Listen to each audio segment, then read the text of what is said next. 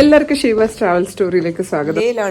മറ്റൊക്കെ ഭയങ്കര അത്ര നല്ല ക്ലൈമറ്റ് അല്ല. I mean it's still okay. ഇപ്പം ഡേ ടൈം ആയതുകൊണ്ട് കുറച്ച് സണ്ണിയാണ്. അല്ലെങ്കിൽ ഇറ്റ്സ് ലൈക്ക് സണ്ണി ആകുമ്പോൾ പോലും -7 ഒക്കെയാണ്.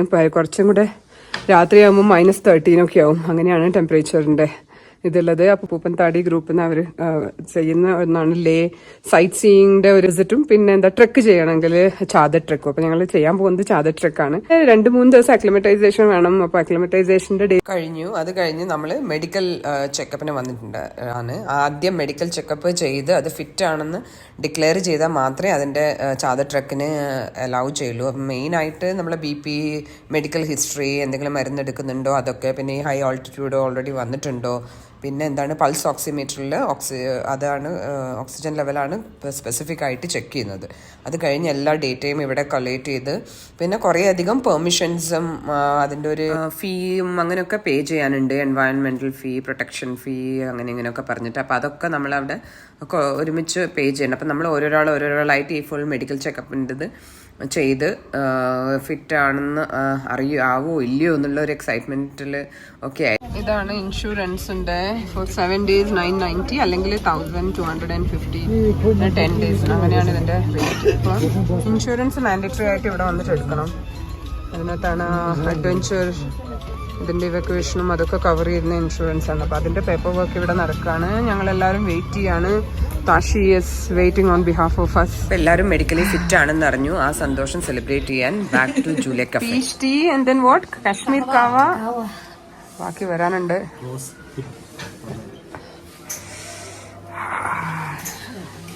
Second time at this beautiful place.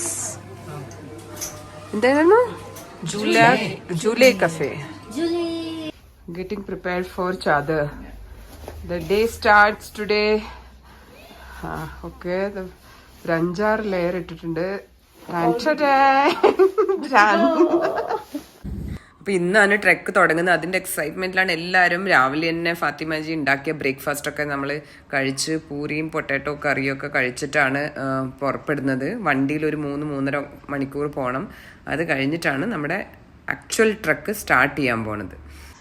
ഈ തണുപ്പിന് എന്ത് ഭക്ഷണം കിട്ടിയാലും, ചൂടോടെ എന്ത് ഭക്ഷണം കിട്ടിയാലും അത് ഭയങ്കര രുചിയായിട്ട് തോന്നും. അപ്പോൾ ഫാത്തിമാജീൻ്റെ ഭയങ്കര സിമ്പിൾ ആയിട്ടുള്ള പൊട്ടാറ്റോ കറിക്കൊക്കെ ഭയങ്കര ഡിമാൻഡായിരുന്നു. എല്ലാവരും ഭയങ്കര ടേസ്റ്റ് ആസ്വദിച്ചൊക്കെ കഴിച്ചു. ഈ ഒരു അടുപ്പിൻ്റെ ചുറ്റുമാണ് നമ്മുടെ അവിടുത്തെ ജീവിതം പ്രധാനമായിട്ടും നടന്നുകൊണ്ടിരുന്നത്. അതിൻ്റെ ഉള്ളിൽ വന്നു കഴിഞ്ഞാൽ വേഗം അവിടെ പോയി ഇരിക്കുക എന്നുള്ളതാണ്. കാരണം ഭയങ്കര തണുപ്പാണ്. എന്തൊക്കെ ലേയേഴ്സ് ഇട്ട് കഴിഞ്ഞെന്ന് പറഞ്ഞാലും കൈയിൻ്റെ നമ്മൾ ഭക്ഷണം കഴിക്കാനൊക്കെ ഗ്ലൗസ് കഴിക്കുമ്പം കൈയിൻ്റെ വിരലിൻ്റെ അവിടെയും മുഖവും ഒക്കെ ഭയങ്കരമായിട്ട് തണുക്കുന്ന ഒരു ഫീലിംഗ് ആണ്.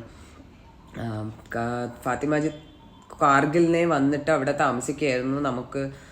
ഞങ്ങളവിടെ ഉള്ളത് കാരണം ഇപ്പം അവരുടെ ഭയങ്കരമായിട്ട് ടൂറിസ്റ്റുകൾ കൂടുതലുള്ള സമയമല്ല. പക്ഷെ ഞങ്ങൾ ഉള്ളത് കാരണം അവരുടെ കുക്കിംഗ് ചെയ്യുന്ന മെയ്ഡും അവരൊന്നും ഉണ്ടായിരുന്നില്ല. അതുകൊണ്ട് അവർ വന്ന് അവിടെ കുട്ടികളൊക്കെ ആയിട്ട് താമസിക്കായിരുന്നു. അപ്പം ഞങ്ങൾ ഭക്ഷണമൊക്കെ കഴിച്ചൊക്കെ റെഡിയായി, ബാഗൊക്കെ പാക്ക് ചെയ്ത് ഞങ്ങൾക്ക് പോകാനുള്ള വണ്ടി വന്ന് റെഡി ആയിട്ടുണ്ട്. ഞങ്ങളുടെ എല്ലാ ലഗേജും, നമുക്ക് ഭക്ഷണം ഉണ്ടാക്കേണ്ട അവരുടെ ലഗേജും കാര്യങ്ങളും ഒക്കെ വണ്ടീൻ്റെ മുകളിൽ ഒന്നൊന്നായിട്ട് പാക്ക് ചെയ്ത് വെച്ചിട്ടുണ്ട്. Then the journey begins now. നമ്മുടെ ലഗേജസ് ഒക്കെ കൊണ്ടുപോകാനുള്ള ഒരു ടെക്നിക്ക്, ഐസിൻ്റെ മുകളിലേക്ക് കൂടെ സ്ലൈഡ് ചെയ്ത് കൊണ്ടുപോകാനുള്ള ഒരു ടെക്നിക്കാണ് ഈ ഒരു എന്താ പറയുക, ഒരു റെക്റ്റാങ്കിൾ പോലെയുള്ള ഒരു 4 പട്ടിയൊക്കെ അടിച്ച ഒരു മരത്തുകൊണ്ടുള്ള ഒരു ചെറിയ സാധനം. കാണുമ്പോൾ നമുക്കൊരു വളരെ ചെറിയ ഇങ്ങനെ ഇരുന്ന് വലിക്കുന്ന ഒരു വണ്ടി പോലെ തോന്നും. പക്ഷെ അതിൻ്റെ ഉപയോഗം വളരെ വലുതാണ്. കാരണം നമുക്ക് കൊണ്ടുപോകേണ്ട ടെൻറ്റും ഭക്ഷണത്തിനുള്ള സാധനങ്ങളും സ്റ്റൗ അങ്ങനെയുള്ള കാര്യങ്ങളൊക്കെ എല്ലാ ലഗേജസും ഇതിൻ്റെ മുകളിൽ ഭദ്രമായി കെട്ടിവെച്ചിട്ട് അതിനെ ഐസിൻ്റെ മുകളിലേക്കൂടെ ഇങ്ങനെ സ്ലൈഡ് ചെയ്തുകൊണ്ടാണ് കൊണ്ടുപോകുന്നത്. അപ്പോൾ ഇതിങ്ങനെ ഭാരം ചുമന്നുകൊണ്ട് പോകേണ്ട ഒരു ബുദ്ധിമുട്ടില്ല. അതിങ്ങനെ സ്ലൈഡ് ചെയ്ത് പോയിക്കൊണ്ടിരിക്കും. അപ്പം ത്രൂ ഔട്ട് നമ്മൾ ഫ്രോസൺ റിവറിൻ്റെ മുകളിൽ ഇങ്ങനെ ലഗേജസ് കൊണ്ടുപോകാൻ ഉപയോഗിക്കുന്ന ഒരു കാര്യമാണിത്.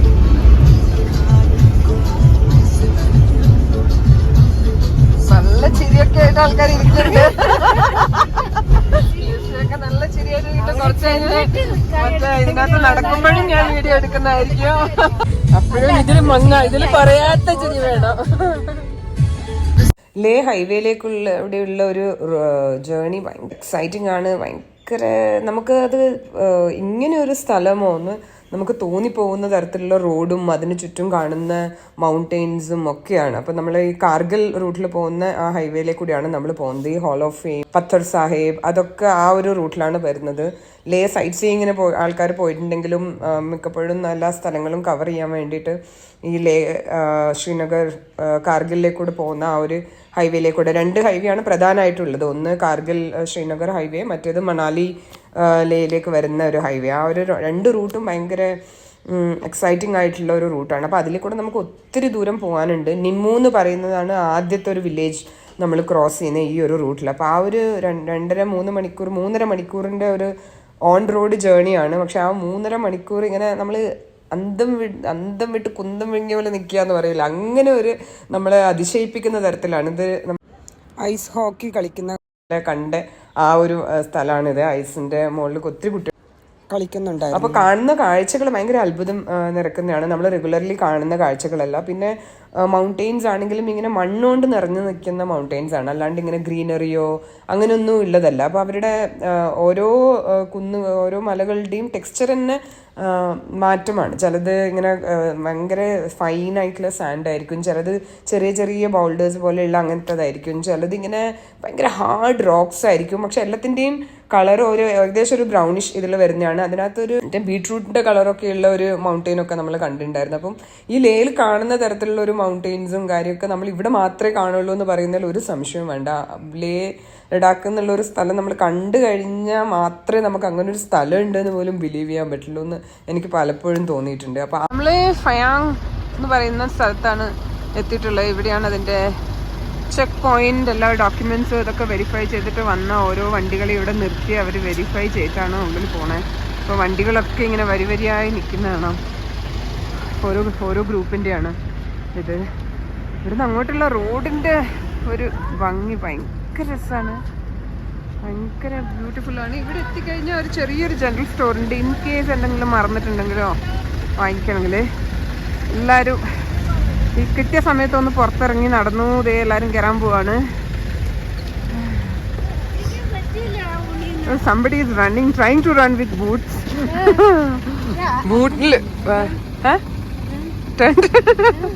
ബൂട്ടുമായിട്ട് എല്ലാവരും ഒന്ന് കംഫർട്ടബിൾ ആവുന്നേ ഉള്ളൂ. ഫുൾ ലഗേജ് ഒക്കെ പാക്ക് ചെയ്ത് അവനെ നായികളും കൂടെ ബിസ്ക്കറ്റ് പാക്കറ്റ് വാങ്ങിച്ചു. Oh my God. അവനും അവന്റെ കുട്ടികളും Adrian and his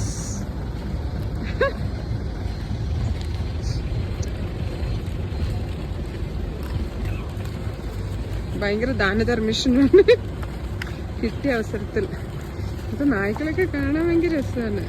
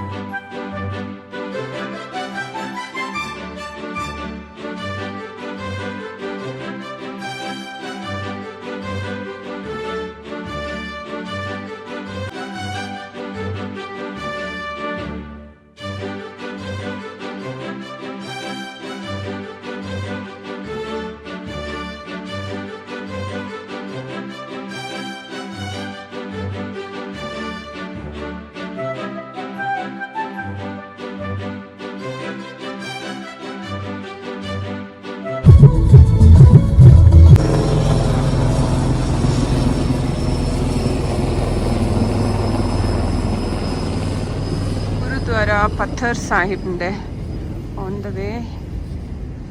You can see this and then go. वापस आके लेती हूँ.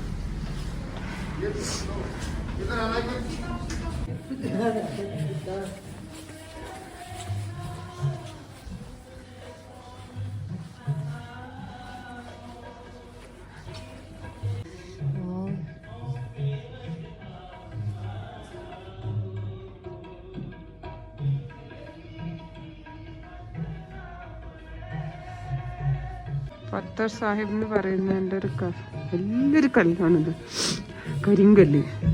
അതിങ്ങനെ ഒരു എന്താ ഒരു സ്ക്വയറിൻ്റെ ഉള്ളിലാക്കിയിട്ട് ഗ്ലാസ് ഇതിൻ്റെ ഉള്ളിലാക്കിയിട്ട് വെച്ചിട്ടുള്ള ഇവിടുന്ന് താഴോട്ട് ഇറങ്ങി പോവാണ്. ഓ ഇവിടെ ഒരു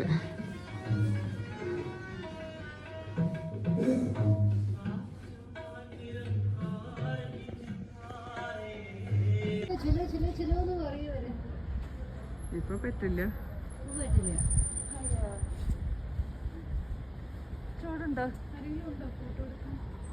പത്തർ സാഹിബ് എന്ന് പറയുന്നത് ഒരു ഗുരുദ്വാരയാണ് നമ്മൾ പോകുന്ന ഹൈവേയിൽ കാണുന്നത്. പണ്ട് ആക്രമണങ്ങളൊക്കെ ചെയ്തുകൊണ്ടിരുന്ന ഒരു മനുഷ്യനെ ഗുരു കൺവേർട്ട് ചെയ്ത് ഒരു നല്ല മനുഷ്യനാക്കി മാറ്റി എന്നാണ് അതിൻ്റെ ഒരു ഐതിഹ്യം. ആ ഒരു ഹൈവേയിൽ പോകുന്നവർ മിക്കവരും അവിടെ സ്റ്റോപ്പ് ചെയ്ത് ആ ഒരു ഗുരുദ്വാര ഒന്ന് സന്ദർശിച്ചിട്ടാണ് പോകുന്നത്. പിന്നെ അത് കൂടാണ്ട് ഈ നല്ല തണുപ്പിന് നല്ല ചൂട് നല്ല ടേസ്റ്റുള്ള ചായയായിരുന്നു ഞങ്ങൾക്ക് അവിടെ നിന്ന് കിട്ടിയത്. പുറത്ത് എല്ലാവർക്കും അതിപ്പോൾ അമ്പലത്തിനുള്ളിൽ കയറുന്നുണ്ടെങ്കിൽ ഗുരുദ്വാരൻ്റെ ഉള്ളിൽ കയറുന്നുണ്ടെങ്കിൽ ഇല്ലെങ്കിലും ആൾക്കാർ അവിടെ വന്ന് ചായ കുടിച്ചിട്ട് പോകുന്നുണ്ടായിരുന്നു. അതാണ് അവിടെ കണ്ടത്. അതിൻ്റെ റോഡിൻ്റെ അപ്പുറത്തെ വശത്താണ് കുന്നിൻ്റെ മുകളിൽ ഇങ്ങനെ സ്റ്റെപ്പായിട്ട് മുകളിലോട്ട് കയറാനുള്ളൊരു പ്രൊവിഷനും അവിടെ ചെറിയൊരു എന്തോ ഒരു ടെൻറ്റ് പോലെയൊക്കെ കാണുന്നുണ്ടായിരുന്നു. പക്ഷെ അതൊന്നും കയറാനൊന്നും ഞങ്ങൾ നിന്നില്ല. ഞങ്ങൾ വീണ്ടും ഞങ്ങളുടെ ചാതി ട്രക്ക് തുടങ്ങാനുള്ള ജേർണി ആരംഭിച്ചു.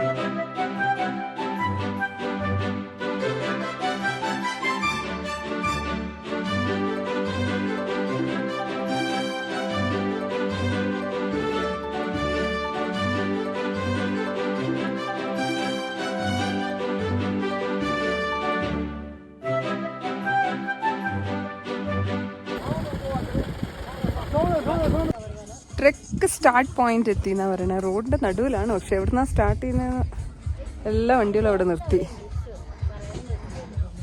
ഒരു കുഞ്ഞു ടെന്റ് പോലെ ഉണ്ട്, അതിനകത്തായിരിക്കും ചിലപ്പോൾ ചായ എന്തെങ്കിലും തരുന്നാന്ന് തോന്നുന്നുണ്ട്. ദെൻ ഇവിടെ നിന്നാണ് ഇനിയിപ്പോൾ ട്രെക്ക് സ്റ്റാർട്ട് ചെയ്യാൻ പോണേ. ഞങ്ങളൊരു 10 മണിക്ക് ഇറങ്ങി 12 മണിയാകുമ്പോൾ എത്തി. നല്ല ബ്യൂട്ടിഫുൾ ഡ്രൈവ് ആയിരുന്നു.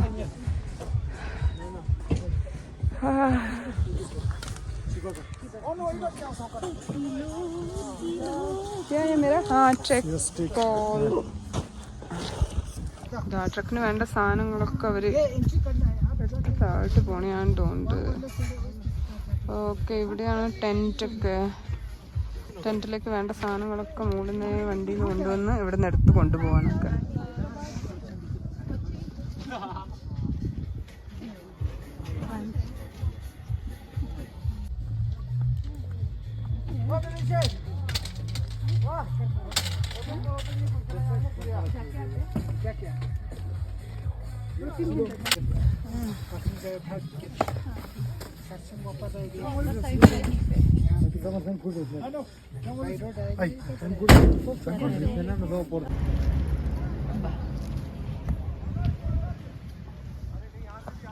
താഷി ആൻഡ് ഗാങ് താഴത്തെ ടെന്റിലേക്ക് പോയിക്കൊണ്ടിരിക്കുകയാണ്. ഇഷ്ടം പോലെ സാധനങ്ങൾ ഇറങ്ങിയിട്ടുണ്ട്. അവരുടെ ഫോട്ടോ എടുക്കുന്നതിൽ തിരക്കിലാണ്.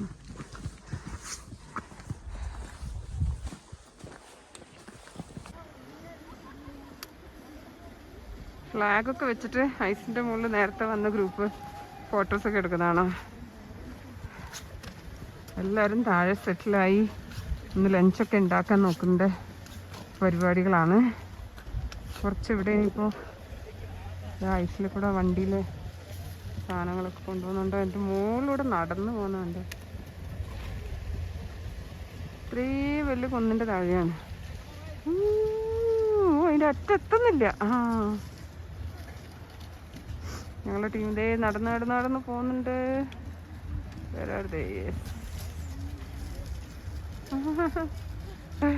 ലിസന്റെ ഫസ്റ്റ് ട്രക്കാണ് എൻ്റെ ടു ചാദർ. ഗ്രേറ്റ്.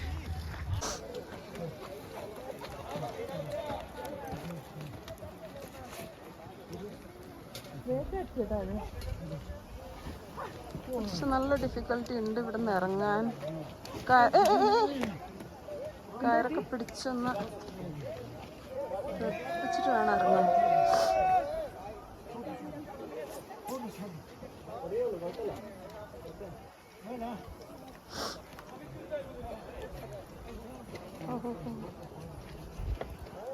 നല്ല കുന്നും കുത്തായ സ്ഥലമാണ്. ഇവിടെ നിന്ന് ഇറങ്ങി താഴെ എത്താൻ കുറച്ച് പാടുണ്ട്.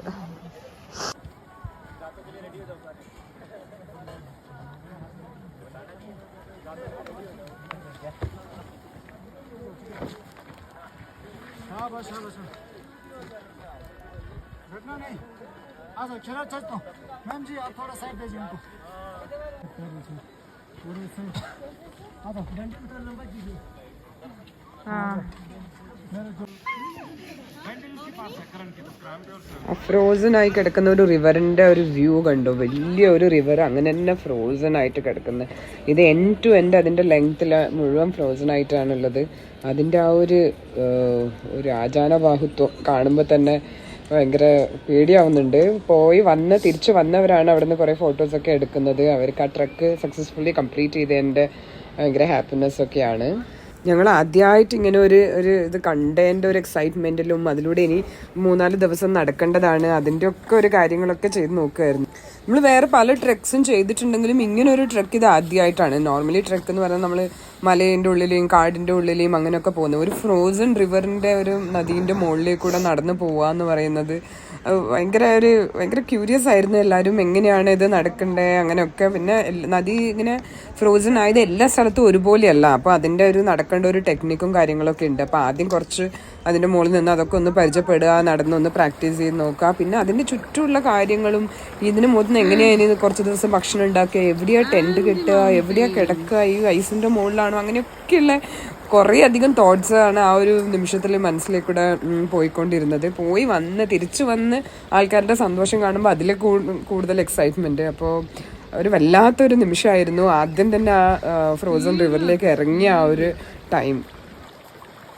ടെക്നിക്ക് ഉപയോഗിച്ച് നടക്കണം പറഞ്ഞത്.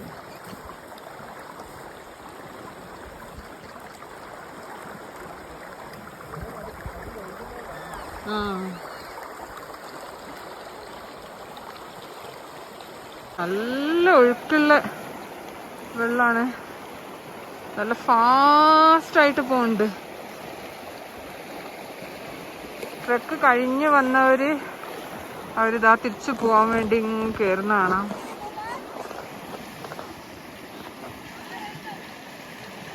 ഇവിടെ ഇതൊക്കെ കെട്ടി അതിൽ കൂടെ പിടിച്ച് കയറി അവര് തിരിച്ചു പോവാണ്. അവർ ആർമിയിൽ നിന്നുള്ള 19 ആൾക്കാർ ട്രക്ക് കഴിഞ്ഞിട്ട് തിരിച്ചു പോവാം. കുറേ മലയാളികളുണ്ടായിരുന്നു അതിനകത്ത്. അവർ കണ്ട് സംസാരിച്ചു.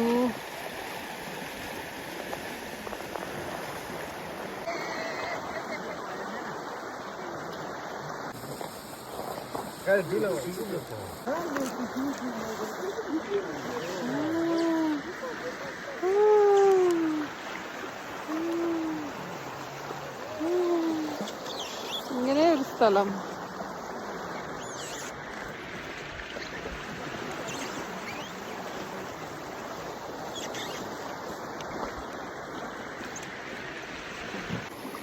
ഐസ് പല തരത്തില് ഇതായിട്ടുള്ളതാണ്.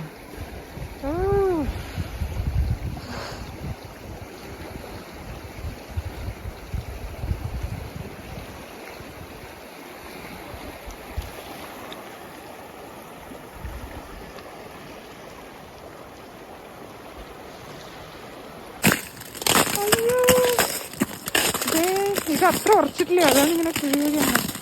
നല്ല പപ്പടം വേക്കുന്ന സാധനങ്ങളൊക്കെ ഉണ്ട്. Cooker, this that and all.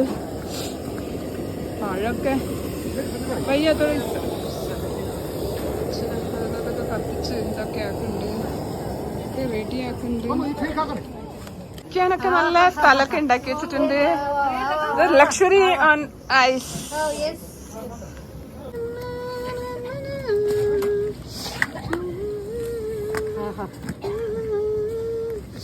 ഇപ്പൊ ഇടത്തന്നെ നിന്നാ മതി തോന്നുന്നുണ്ട്. ഇപ്പൊ ഇടത്തന്നെ നിന്നാ മതി തോന്നുന്നുണ്ട്. കുറച്ച് ചൂട് ചായയൊക്കെ കിട്ടുമ്പോ. And photographer.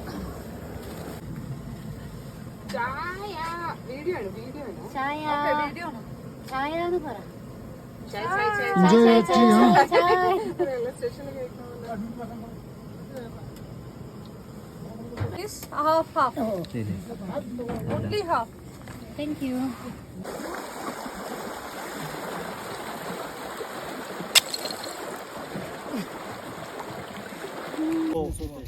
केव में खाना वाना सभी को केव में बनाते हैं, उधर सोते हैं रात को, क्योंकि पोटर तो ट्रेन उठा के नहीं जाते। उनको उससे भी सामान बहुत उठाना है, तो बस Hey, look at the snow inside. गरम रहता है, उतना वो नहीं होता उसमें। ये है സാർ കേവ്. ഫോട്ടോസിന്റെ അടുത്ത് ടെന്റ് ഒന്നും ഇല്ലെങ്കിൽ അവർ ഇതിന്റെ ഉള്ളിൽ കയറി കടന്നുറങ്ങുന്നു. വലിയതല്ല, ചെറുതാണെന്നാ പറയണേ. ഞങ്ങൾ ഞങ്ങളുടെ ഒരു ടീ ബ്രേക്കൊക്കെ കഴിഞ്ഞ് അവിടുന്ന് കുറച്ച് എങ്ങനെയാണ് നടക്കണ്ടേന്നൊക്കെ പ്രാക്ടീസ് ചെയ്ത് സ്റ്റാർട്ടഡ് വാക്കിംഗ്. ഇപ്പം നമ്മൾ നടക്കാൻ തുടങ്ങി. 1:30 ആയപ്പോൾ ഞങ്ങൾ തുടങ്ങിയത്. 1 മണിക്കൂറാണ് പോകാനുള്ളതെന്ന് പറഞ്ഞു. ഇപ്പോൾ വലിയ ടെമ്പറേച്ചർ അങ്ങനെ അധികമായിട്ടില്ല, സൺ ഉള്ളപ്പോൾ. സൂര്യൻ അങ്ങോട്ട് ഇങ്ങോട്ട് മാറുമ്പോൾ അപ്പോൾ തുടങ്ങും തണുപ്പ്. അപ്പോൾ ഞങ്ങളുടെ നടത്തം തുടങ്ങി. ഇതേ ടീം എല്ലാവരും നടന്ന് പോകുന്നുണ്ട്. ഗൈഡ് ഫുൾ ഡീറ്റെയിൽസ് ഒക്കെ പറഞ്ഞു കൊടുക്കുന്നുണ്ട്.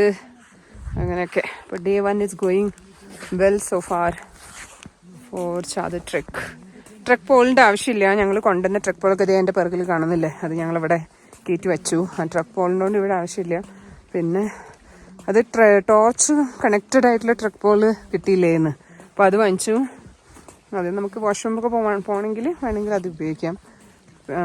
പിന്നെ അങ്ങനെ. അപ്പോൾ അതായിരുന്നു നമ്മുടെ ഇതുവരെ എല്ലാം. അവിടെ നിർത്തി ചായ കുടിച്ചു, മാഗി കഴിച്ചു, ആൻഡ് ദെൻ വാക്കിംഗ് നൗ. വല്ലതും തരണേ. ഇത് ശരിയല്ല. सामान दे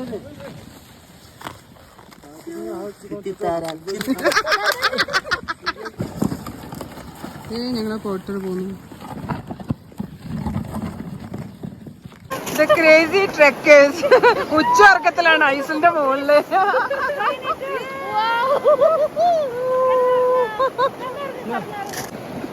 നീ അല്ലേ സ്വിം ചെയ്യാന്ന് പറഞ്ഞത്?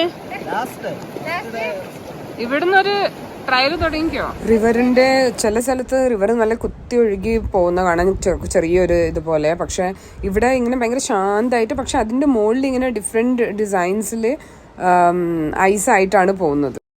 ഞങ്ങൾ അന്നത്തെ ക്യാമ്പ് സൈറ്റിലെത്തി. യോക്മ ഫുഡൊക്കെ റെഡിയായി, ടെൻറ്റൊക്കെ റെഡിയായി. കിടക്കാൻ പോകുന്ന സ്ലീപ്പിംഗ് ബാഗ് എങ്ങനെയാണ് അത് അറേഞ്ച് ചെയ്യുക എന്നുള്ളതാണ് നോക്കുന്നത്. ആദ്യം ഒരു സ്ലീപ്പിംഗ് കവർ ഉണ്ടാവും, പിന്നെ അത് കൂടാണ്ട് ഒരു ബാഗ് ഉണ്ടാവും. അതിൻ്റെ കവറിൽ നിന്ന് പുറത്തെടുത്ത് എല്ലാം ഒന്ന് സെറ്റ് ചെയ്യാന്ന് പറഞ്ഞാൽ തന്നെ ഒരു പണിപ്പെട്ട ഒരു പണിയാണ്.